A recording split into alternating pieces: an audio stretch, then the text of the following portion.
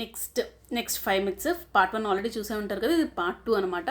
So ఏంటి నేనేం చెప్పాలనుకుంటున్నానంటే, 6th myth వచ్చేసి కంప్లీట్ బెడ్ రెస్ట్ తీసుకోవాలి. ఐవీఎఫ్కి వెళ్తే జాబ్ చేయకూడదు, జాబ్ చేయలేము, ఇంట్లో పనులు చేసుకోలేము, మనకు ఒక డిపెండెంట్, మనకు ఒక మేడ్ ఉండాలి, లేకపోతే మన వాళ్ళు ఉండాలి, అలా ఏమీ ఉండదండి. అది అందరి సిచ్యువేషన్ కాదు. 10లో 8 member can do better. Only ఇద్దరికి bed rest because of their other complications కూడా, not only pregnancy, not only IVF. So complete bed rest తీసుకోమని ఎవరు చెప్పరు. మీ డే టు డే యాక్టివిటీస్ చేసుకోమని మోస్ట్ ఆఫ్ దెమ్కి రికమెండ్ చేస్తారు. నెక్స్ట్ వచ్చేసి స్ట్రెస్ వల్లే నువ్వు అది ఆలోచిస్తావు, ఇది ఆలోచిస్తావు, అందుకే పిల్లలు one of the reason might be, but దానివల్లే మనం ఐవీఎఫ్కి వెళ్ళాము అనేది మాత్రం అస్సలు కాదు. ఎందుకంటే స్ట్రెస్ లేని వాళ్ళు ఎవరండి ఈ రోజుల్లో? వాళ్ళు న్యాచురల్గా కన్సెప్షన్స్ అవ్వట్లేదా? అవుతున్నాయి. బట్ జనాలు ఏమంటారు, నువ్వు ఎక్కువ థింక్ చేస్తావు, ఓవర్ థింక్ చేస్తావు, అందుకే నీకు ఇలా అయింది, నీకు అలా అయింది అని చెప్తూ ఉంటారు. ఫస్ట్ ఆఫ్ ఆల్ చెప్పే వాళ్ళ మాటలు వినడం మానేస్తే మనకు సగం స్ట్రెస్ పోతుంది. స్ట్రెస్ కూడా ఉండదు చెప్పాలంటే. అండ్ ఇంకోటి ఏంటంటే, ఇట్ ఈస్ సో ఎక్స్పెన్సివ్. అసలు మిడిల్ క్లాస్ వాళ్ళు భరించలేనంత ఎక్స్పెన్సివ్ అంటారు. But we can go for at least 1 try అండి. మిడిల్ క్లాస్ అయినా, ఈవెన్ నేను మిడిల్ క్లాసే. ఇన్ కేస్ ఒకటి కావాలంటే ఒకటి వదులుకోవాలండి, తప్పదు. సో మనం అన్నెసెసరీగా చిన్న వాటికి వెళ్ళి మనం ఏదో స్పెండ్ చేసేసి అక్కడ ఇక్కడ పాడు చేసి, కొంచెం మంది ఆ పసర మందులని, ఈ మందులని, లేదా ఆయుర్వేదిక్, హోమియో ఏవో వాడుతూ ఉంటారు పిల్లల కోసము.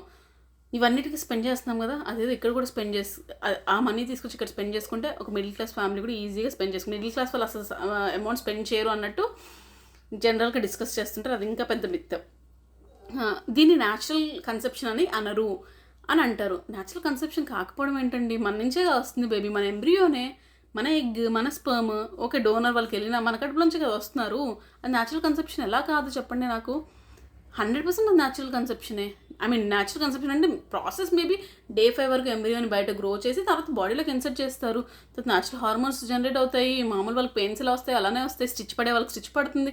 ఇవన్నీ న్యాచురల్ ప్రెగ్నెన్సీ అయితేనే కదా వచ్చేవి. బేబీ లోపలే కదా గ్రో అవుతుంది మదర్ రూమ్లో. సో అది ఎలా కాదంటున్నారో నాకు అర్థం కాలేదు.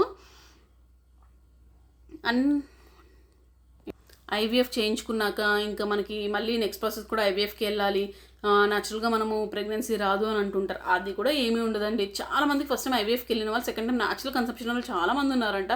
ఈవెన్ ఎందుకు ఎగ్ పికప్ అయ్యి హిస్టోల్ అయ్యాక కూడా న్యాచురల్గా కన్సెప్షన్ అయిన వాళ్ళు ఉన్నారు. మరి అప్పుడు కూడా బోల్డన్ ఇంజెక్షన్లు ఇవన్నీ తీసుకునే ఉండుంటారు కదా. సో ఇవన్నీ మిత్స్, ఫస్ట్ ఇవన్నీ మిత్స్ పక్కకు పెట్టేసి పీస్ఫుల్గా ఎవరి మాట వినకుండా హ్యాపీగా వెళ్ళి మనము ఏదైనా చేయించుకోవాలనుకుంటే చేయించుకోవాలి. ఐవీఎఫ్ నేను సజెస్ట్ చేస్తాను అనట్లేదు. బట్ ఇన్ కేస్ మీ మైండ్లో ఇలాంటి డౌట్స్ అన్నీ ఉంటే మాత్రం తీసేసేయండి అని చెప్తున్నాను. Thank you.